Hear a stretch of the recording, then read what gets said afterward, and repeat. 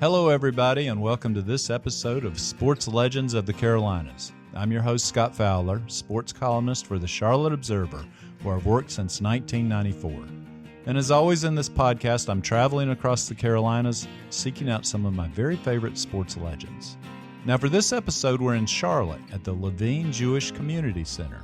Dell Curry, the former Charlotte Hornets star, has held his annual summer basketball camp here for decades. And so today we're catching Dell between camp sessions and are seated across from him in a room close to one of the facility's gyms. Known for his three-point sharpshooting, Dell Curry had a 16-year NBA career, including 10 years playing for the Hornets from 1988 to 1998. Dell Curry has such a quick release. It's a one-piece shot, and his first two hit nothing but the bottom of the net, 3 in a row. He was the NBA's Sixth Man of the Year in 1994. Retired as the Charlotte Hornets' all-time leading scorer, and now as the team's color analyst on its TV broadcasts. These days, Dell is also pretty well known for being the father of Steph Curry, a two-time NBA Most Valuable Player. He's going to talk about all sorts of things in this podcast episode, including his thoughts on the newest Charlotte Hornets team, how he thought he'd never get married again, and the time in high school that Steph Curry nearly quit basketball. Dell, welcome to the show. Thanks for having me, Scott. You and Steph now will compose the very first father-son duo on Sports Legends of the Carolinas. Would you say that's the greatest honor of your career? It's right up there. I got to tell you, we're a lot of father-son duo accomplishments. Yeah, but this one's got to be the peak, I would think. It's got to be up there, yeah. Seriously, though, let's start with this. Tell me sort of how you balance everything in your life. We're at a basketball camp here, obviously, this week. You're a TV analyst for the Hornets, and that is a rigorous schedule. But you're also a father and a grandfather. When you retired from the NBA, I feel like maybe you got busier. Yeah, I did. I retired, came back here to Charlotte. My last 3 years were in Toronto. Came back to Charlotte and just got involved in my son's and my daughter's sports career. My daughter went on to play volleyball at Elon, but helped coach Sean Brown at Charlotte Christian in my son's career. I enjoyed that immensely.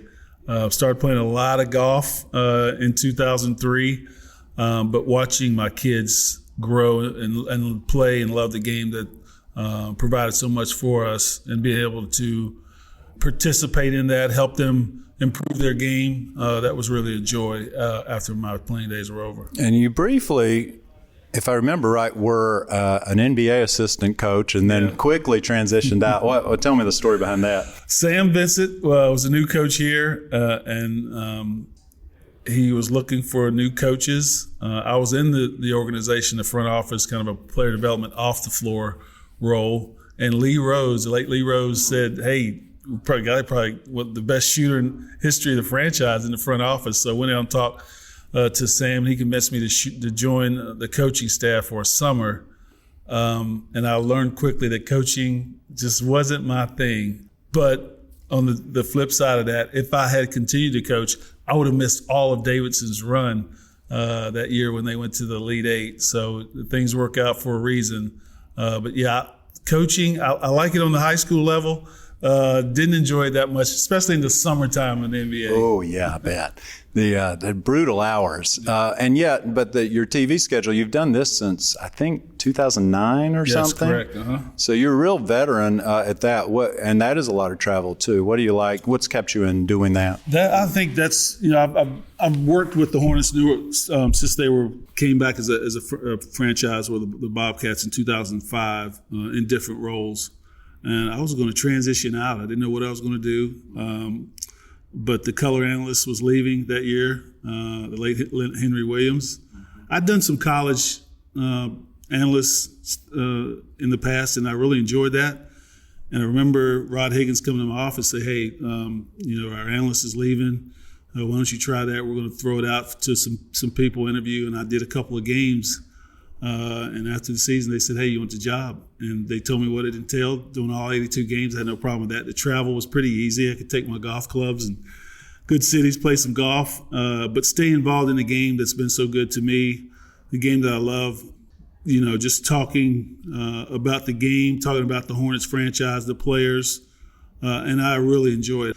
And my boys are obviously in the NBA, so they're busy during that time of the year anyway. So I watch a lot of basketball during the NBA season. Don't get a lot of rest, but I love every minute of it. And you do well, I think, when you call your son's games. It's interesting to listen to that. And sometimes I've just listened to the broadcast for the heck of it.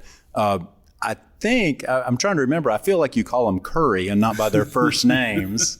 Tell me sort of how you navigate that. It was tough at the start. Steph was, rookie first couple of years in the league. And when I watch his games at home, I watch him, but also watching the game. And I found myself doing that. And I'm like, hey, you got to back up. You got to watch the other 9 guys on the court too. Right. Yeah, sometimes I call them Curry most of the time because they're on the opposing team. But I remember that my mom is watching and she's going to call me after the game and let me know how I did. So sometimes I call them Steph and Seth. It just depends on how they play. But they've been really good players in the league. It's easy to call their games now. They know the game. I can be a dad and a fan, not so much a coach to them anymore. So it's great to be able to watch them grow, become the young men that they are. Now that they have families, they're really busy. I know how it is. So most of the time I leave them alone, especially during the year. We'll talk, once a week, every other week. But I know they're busy trying to help their team and grind and lead the family at home. You spoke about their families and of course your daughter Seidel as well. So how many grandchildren do you have? Presently, I've got 7 and 1 on the way. My daughter is due in a couple of weeks, so I have 8. Wow. I think that may be it. Yeah? Yeah. That's a lot. And do you get suckered into babysitting duty sometimes? I do. I enjoy that. I think being a granddad is the best thing you could, spoil them to death and hand them back. I just had Steph's 3 at my house a couple of weeks ago for a week. I forgot how tough that is, being on call for 24/7 with 11, 8, and 5-year-old in your house. But it's good being in the role that I am. The summers are off. I'm able to really be a granddad, get to know them and let them get to know me, and just be there whenever I can. Steph's got 2 daughters, and then his youngest is his only son, Cannon. I think you mentioned what his name was pretty appropriate. Yeah, he is a cannon. He's a fireball. He's adventurous. He's tough. I love that about him. He's all boy. And Steph and Aisha often say, we got to tame that. I'm like, no, that'll tame itself. Let him be a boy. Let him sneak up behind granddad, punch him in the gut, say, did that hurt? I'll go, yeah, it's a good one, Cannon. It's good. So it's all good fun. We'll be back right after this.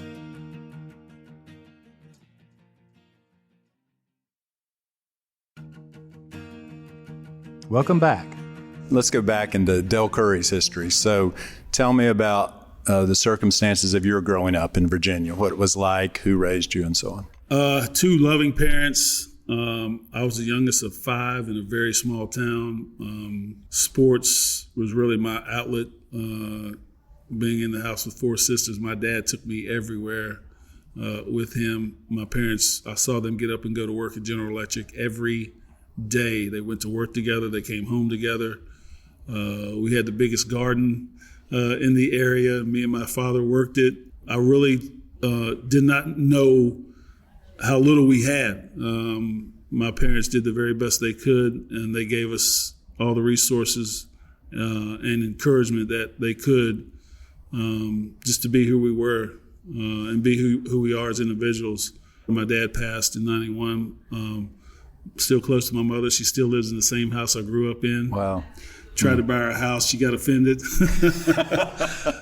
She wasn't leaving. No, she was not. Yeah. And what was that hometown? Grottoes, Virginia. Grottoes, Virginia. Wow. Yeah, I looked that up on the map. So, yeah, still close to my family.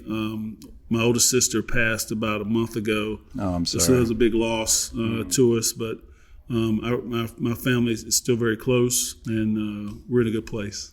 Isn't there a story about the backyard goal you grew up shooting on, or maybe it wasn't your own backyard? Tell me, where'd you learn that sweet shot? It was in the backyard. Visited my mom a few weeks ago, and that goal is still there. I remember any certain particular night, the neighbors would call my mom and dad, say, hey, will you stop Dell from shooting? It's 10, 11 o'clock at night, because my dad put my goal right on a light, a telephone pole, which had a light connected to it, so I could shoot baskets all hours of the night. And that was one way for me to get out of the house. I tell this story all the time. It's true. My sisters would lock me out of the house when my mom and dad went to work. They'd feed me lunch, make sure I was fed. But being from a small town with not a lot of boys around, I just shot basketball all day. When I got in trouble, my dad took my shotgun and my fishing pole and my basketball, and it hurt to the core.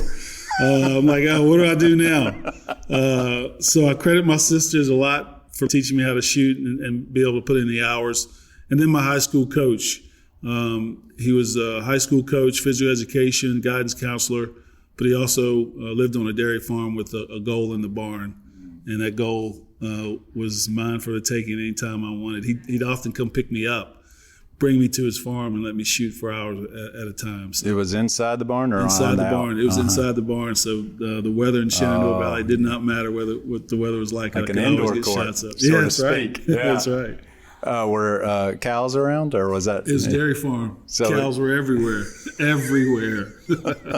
Your first I audience? worked on that dairy farm too. When I got older. Yes, I did. Now, when your sisters locked you out, was this punishment, or were they just like, Dale, get out of the house? They claimed that I was doing something mischievous, picking on one of them, and all of them ganged on me and put me out of the house, locked the door. I'm like, okay, I'll just shoot basketball the rest of the day till Dad comes home, and I was fine with that.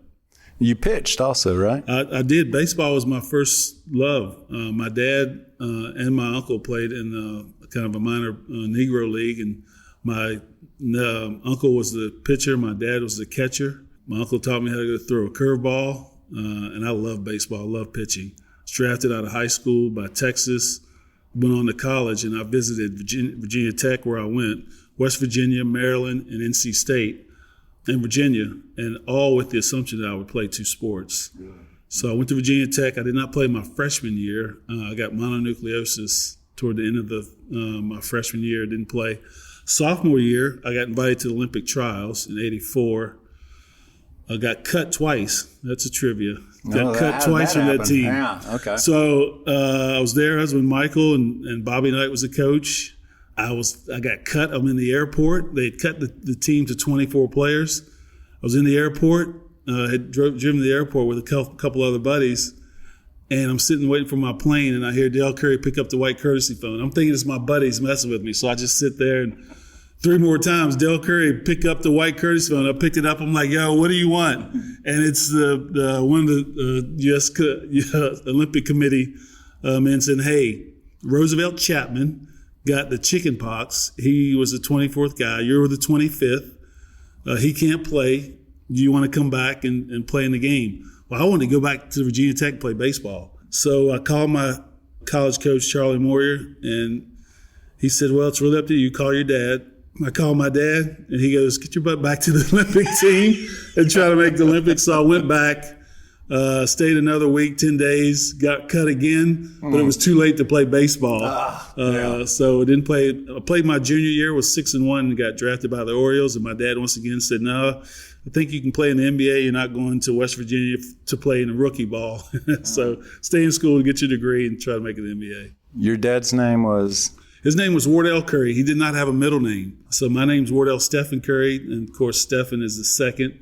But my dad's just Wardell Curry. Just straight up Wardell Curry, yeah. So, they called him Jack. I don't know how that ever came about, but they call him Jack Curry. Huh. And so did you have a substantial signing bonus for baseball that you had to think about turning down or not really? No, it never got that far. I think out of high school, Texas said, we know you're going to college. We're just going to keep your rights. And kind of Baltimore and college was kind of the same way. They must have talked to my dad before me, and he said, I don't care what you offer, he's not leaving. So it never evolved to that. Most people in the Carolinas, you probably came onto their radar in a big way when you joined the Hornets. So tell me about that and sort of those very first Hornets teams. Well, I was very fortunate to join the Hornets. I wasn't so sure at the time. I was playing my second year in Cleveland, and we had a really good team. Brad Daugherty, Mark Price, Ron Harper. the general manager, Wayne Embry, told me it was between me and Craig Elo as to who was going to be protected. You could protect 8 of your 12-man roster. Yeah. And he knew whichever one of us he didn't protect would be drafted.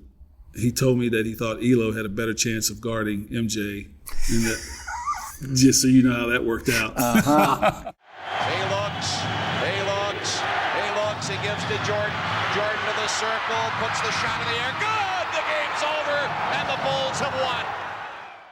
Would you have done better? Yeah, no, but I would have scored more than Elo. That's so true. we got to weigh that option too. Him, yeah. Mm-hmm. So I knew I was going to be drafted in expansion draft, and boy, I tell you what a blessing it was to be able to play here in Charlotte, 4 hours from where I grew up. Family and friends could come, but they had to call first. So it was big.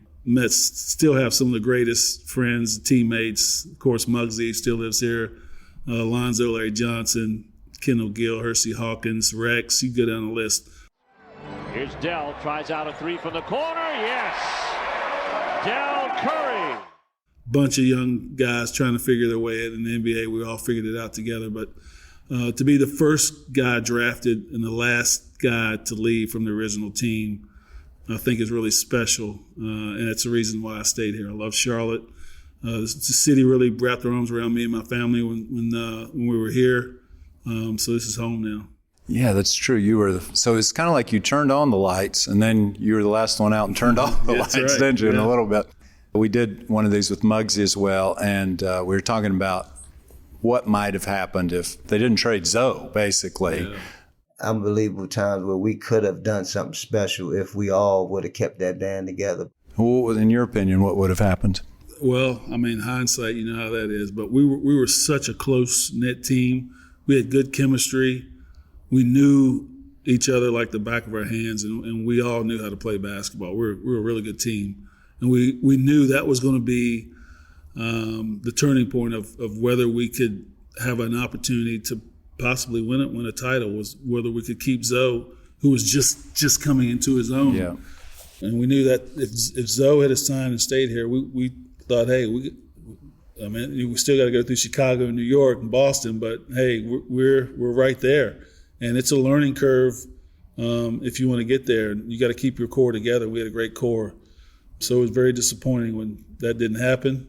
We knew we still had a decent team, but losing a guy like Alonzo Mourning changes the outlook of what kind of team you can become. Very difficult to replace. Yeah. And so in those days, Steph and Seth famously would shoot sometimes, right? Yeah. How young were they when they started, and how did that sort of develop, that they'd be out there with you? So I came here in 88 when Stephen was born, and they kind of grew up. When they started going to the games, they would shoot basketball in the back in the family room until they come out and they'd watch the game. They loved going to practice. I'd say, okay, boys, you can go to practice, you can shoot around, but when practice starts, you got to get a great Gatorade. You can hold the basketball as long as it doesn't hit the floor, but you got to pay attention. We're professional. It's a professional team. Your dad is at work. I tried to really stress that it was my job to play basketball. I don't know how much they got that at a young age, but I think as they got older and started coming into the locker room and finding out how hard the preparation was for each game, I think the light turned on like, hey, this is a job, this is work. It's a game, but it's serious stuff. And I think that really helped them get to where they are now, the learning, the work ethic, knowing how serious the game was.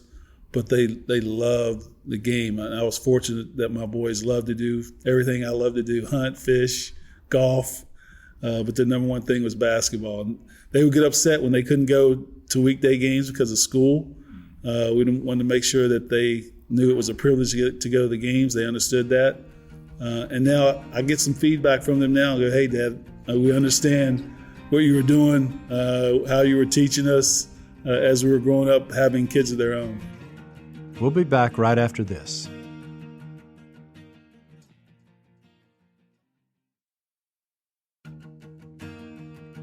Welcome back. You mentioned off air, Dale, but was the three-point shot available in your college basketball career? No, it was not. I would have scored a ton more points. Bimbo Coles would not be the league scorer in G Tech if I had a three-point shot. I played one game versus Cincinnati as a trial game. They were trying out the three-point shot. I was 4 for 7. I thought, this is easy. Can I redshirt and come back and play another year of college? But, only one game. But the NBA was already very much a part of the game. But I guess when you came in the league, I mean, to sort of describe, people are so used to teams shooting either a layup or a three-pointer now, but it wasn't nearly like that, right? The three-point shot was in the NBA. It really wasn't a big part of the game. I look back at some of the video of the late 80s, 90s. The entire game was played inside the three-point arc. And my coworker, Eric Collins, reminds me of that every single Hornets broadcast. Yeah. This day in 1992, Dell Curry, how many threes did you take? I'll go 6. He goes 2. Crazy. Yeah, teams would take 8, 10, 12 a game. Steph takes that in a quarter. So it's really transformed. It really has. Excellent defense by Boston. Oh, and now Curry gets it right back from half court. And it's good! A Curry moment in Boston. Got it off in time and drills a half-court shot to give the Warriors the halftime lead. So with Steph, didn't you tell me once that you sort of had to transform his shot at one point over a summer? Or I mean, he loaded up way low. I can't tell me that one. He was a small kid, and to get the ball, to do his shot off, he would load up from his waist, just kind of push it up. It went in, and it would work in high school. But he goes, "Dad, I think I want to go to college." I'm like, "All right, well, we got to change your shot." He goes, "What?" Like, yeah, we got to move your shot up, kind of forehead above your head, or you're going to get it blocked. You're not going to be able to get your shot off. So he trusted his dad, who's an NBA player, shooter. Is what he did. He trusted his dad, and it was a really tough summer. He was real close to, like, I'm not doing this. I'm not playing basketball. But I'm like, son, you got to stick with it. It'll work. He did, and it was a month or so before he was strong enough to shoot outside the paint.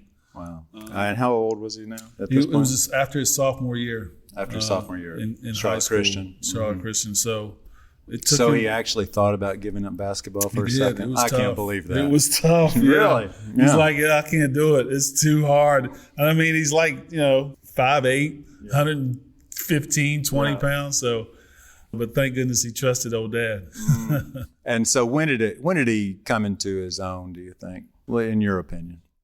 Probably when he got to Davidson. Nice backdoor cut. And one for Curry. What a pass. All day long, Curry has been coming out of that set across the top looking for a screen. He goes back door. And how about that pass by the #1 assist man in the country, Jason Richards. Look at this look. Tremendous. He was a great high school player. Didn't meet the eye. Small, knew the game, could really shoot.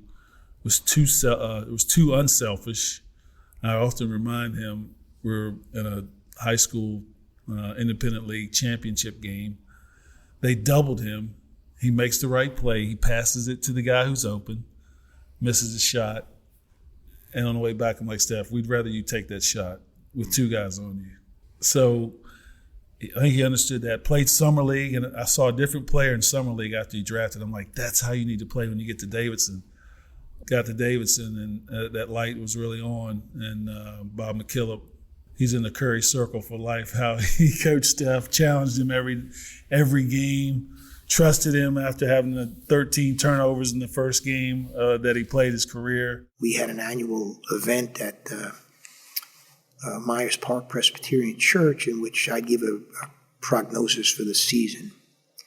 And I went in that morning, and it was a breakfast meeting with maybe 150 or so alums, and pronounced very boldly, Stephen Curry is going to go down in history as one of the greats in Davidson College basketball history. And that's how confident I was, but that's the kind of confidence that he gave you. Curry right back with a 3. Great vision. Curry off the window, high and in.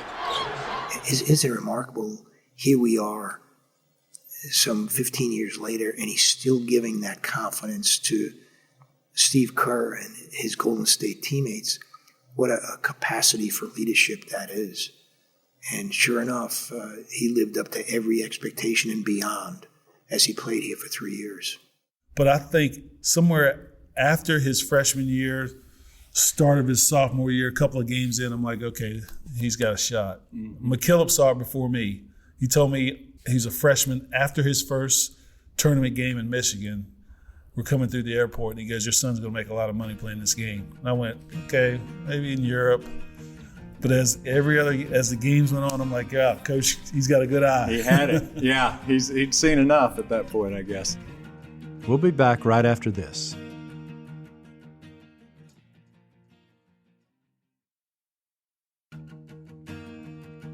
Welcome back. So to switch gears for a second off of that, so tell me a little bit about Seth growing up, because in any other family, Seth Curry would be an absolute superstar, and he is a star, and he's made a ton of money in the NBA. He also is in Steph's shadow. Yeah. How has he handled that, and how did he handle that even growing up? Seth's that middle child. He rolls with the own beat of his drum. Always has. I love that about him. He's confident. He's sure about himself. And when Stephen was blowing up, he was like, what's the big deal? I beat him in the backyard before. What you guys? So Stephen being drafted number 7, kind of ascending to the superstardom early in his career. Seth knew he'd have a different path to get to where he wanted to be, and transferring from Liberty to Duke. Senior year playing with a stress fracture in his tibia.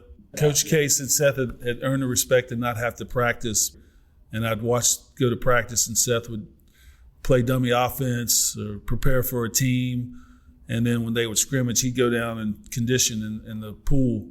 I can't imagine how hard that is as a senior year at Duke to do that, and then have the year that he had. Curry step back over Bullock. It's Seth Curry with 9 already. And he scored in a variety of ways. He shot a 3.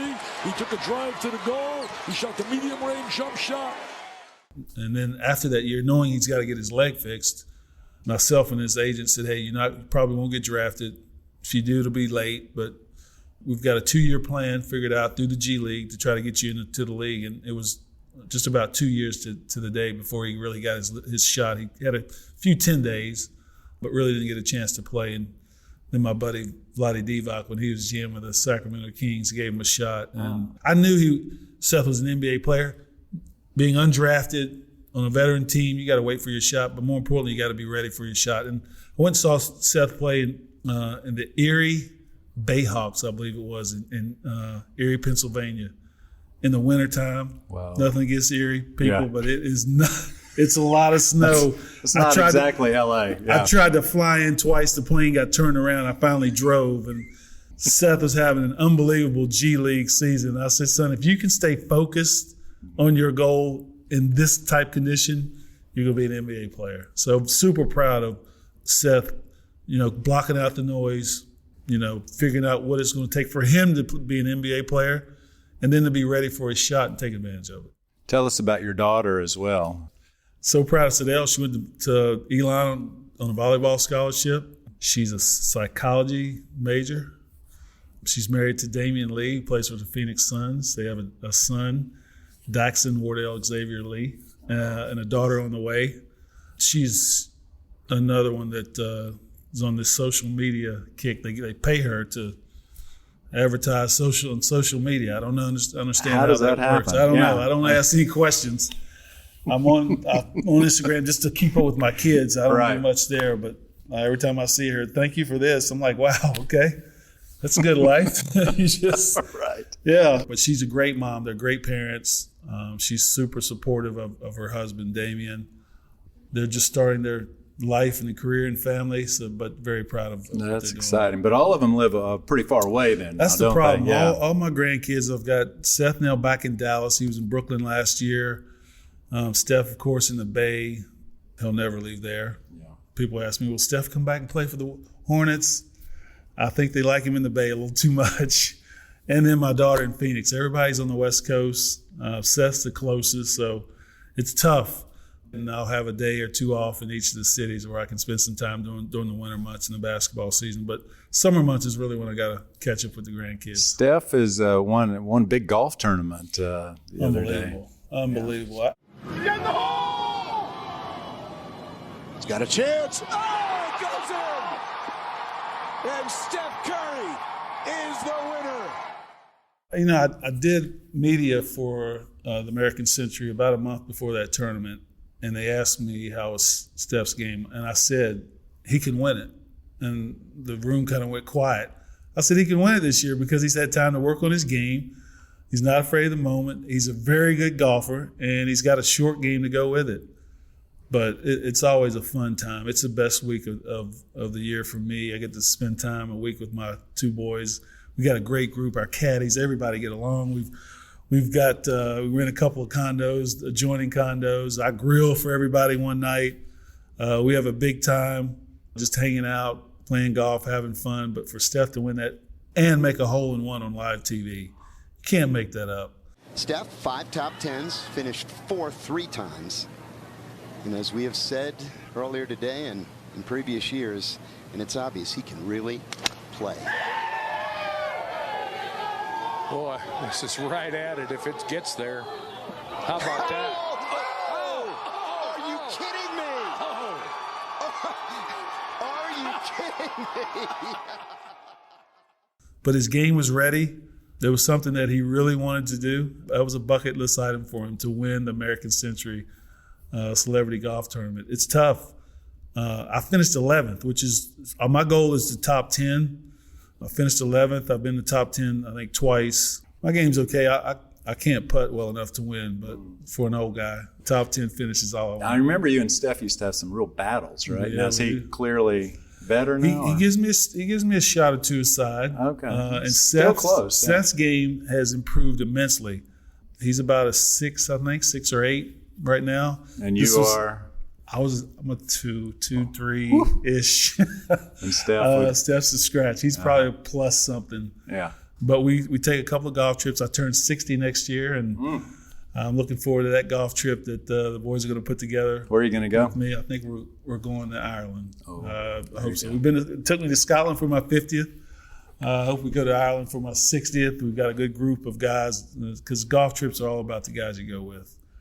So they let me put the group together. I think I've got 8 guys that we all know we can have fun and we have a great time. Oh, that'll be great. Put on your NBA analyst hat for a second, and let's take your own family out of the equation. Your Mount Rushmore of all-time greats in the NBA would be? All-time greats. And again, you can go all over the spectrum with this, but I got to go with guys that I personally played with and went against on the court. Okay. So obviously Jordan is one. Magic, Larry Bird, and I'm going to go with Hakeem Olajuwon. Again, I know I'm leaving people off. Right. So don't shoot the messenger. That's a strong group.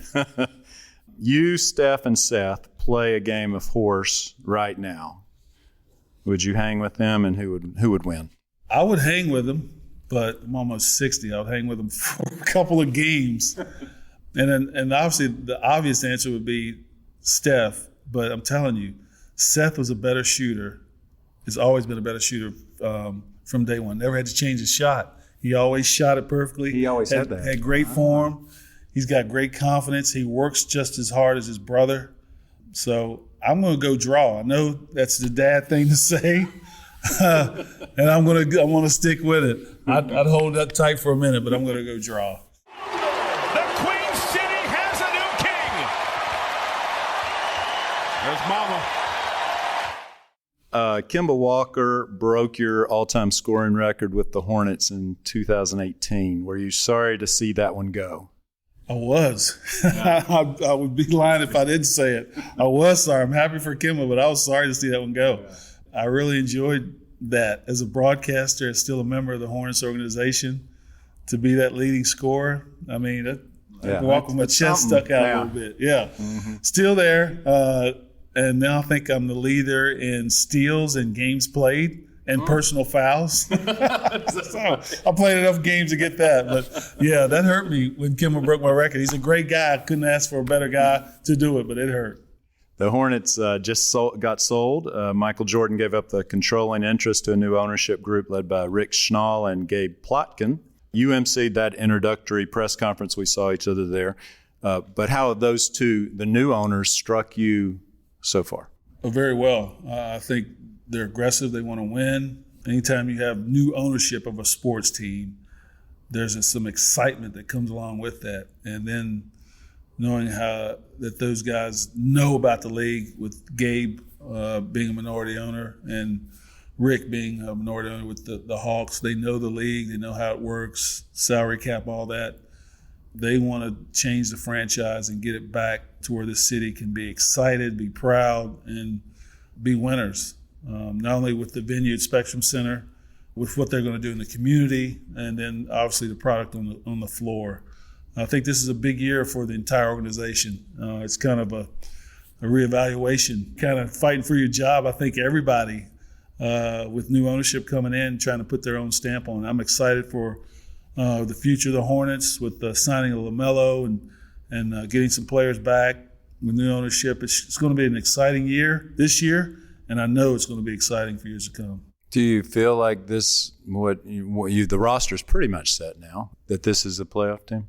It's an improved team. I think I've got to look around and kind of survey the rest of the Eastern Conference to see, you see the changes on paper, but until you see the product on the floor, you really don't know where everybody's going to shake out, and obviously health-wise and everything that's involved.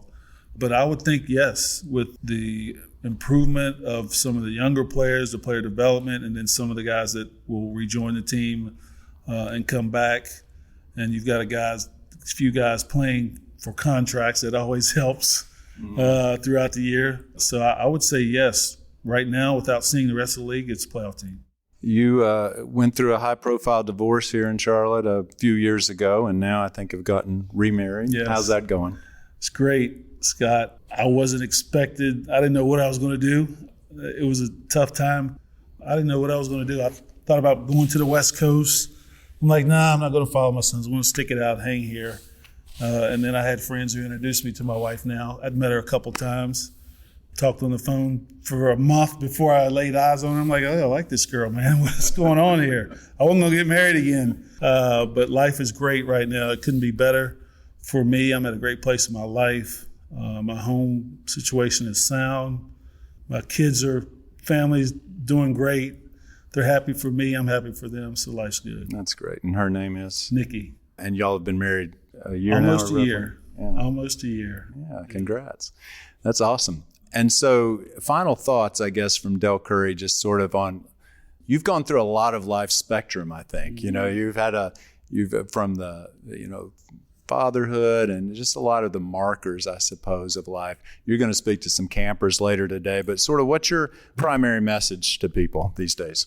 One, if you have kids that play sports and you take film or you have video footage, keep it organized, because your kids could grow up to be major sports professionals, and everybody's going to want that film and that footage. But most importantly, whatever resources you have, make sure that your kids, you give them all the resources you can. You give them the guidance. You tell them the truth, but you don't live your life through theirs. They've got to do it themselves. People always ask me, how'd you get your kids in the NBA? I'm like, I called up Adam Silver or the late David Stern and said, hey, my boys want to play in the NBA. No. I give them guidance. I show them how to play, but they've got to want it to do it themselves. Eventually, your voice is going to fade. But just be there as a parent to support, to encourage, and tell them the truth. Life's full of ups and downs. If you can level the playing field out for your kids, I think it'll help them in life, whatever they do, whether they're bankers, lawyers, columnists, professional athletes. They've got to know life is hard, but when it hits you, you got to keep working. Well, that's Dell Curry. Very well said. And Dell, we can't thank you enough for being on Sports Legends of the Carolinas. Thanks for having me. Thanks so much for listening to Sports Legends of the Carolinas, a production of the Charlotte Observer. This show is produced by Lume Ali Sally, Jeff Seiner, and Cotta Stevens. The sports editor of the Charlotte Observer is Lydia Craver, and the executive editor is Raina Cash. Remember, you'll find much more about this interview and about all of our guests, including Steph Curry, Roy Williams, Dale Earnhardt Jr., and Dawn Staley, in our Sports Legends book. Pre-order your copy now at sportslegendsbook.com. For lots more sports content and to continue supporting this kind of work, please visit charlotteobserver.com and consider a digital subscription. And connect with me on Twitter at Scott_Fowler or email at sfowler@charlotteobserver.com. See you next time.